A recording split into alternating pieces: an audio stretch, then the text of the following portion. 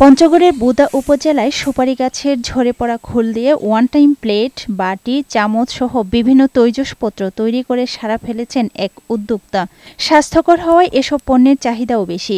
গত বছরের অক্টোবর মাসে উদ্যোক্তা ফরিদুল আলম হিরু স্থাপন করেন কারখানা। সেখানে এখন দৈনিক 1000 থেকে 1200 পিস প্লেট ও বাটি সহ 8 ধরনের তৈজসপত্র উৎপাদিত হচ্ছে।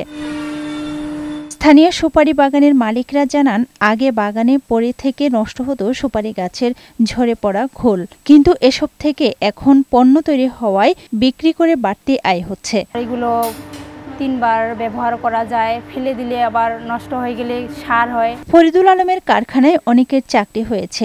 এমন কারখানা আরো হলে অনেক বেকারের কর্মসংস্থান সম্ভব। কারখানাতে আমরা বহুত মানুষ কারবার করে আমরা খাই, সংসার আমার ভালো চলে। বাড়ির পাশে কারখানা হওয়ার পর থেকে আমি এই জায়গায় চাকরি করতেছি, অনেক ভালোভাবে চলতেছি। সুপারির খোল থেকে বানানো পণ্যগুলি শক্ত, সুন্দর ও সহজে পরিবহনযোগ্য। প্লাস্টিকের থেকে দাম একটু বেশি হলেও পরিবেশ বান্ধব হওয়ায় এর গুরুত্ব বেশি। এটা কোনো পরিবেশ ক্ষতি করে না, পরিবেশ বান্ধব।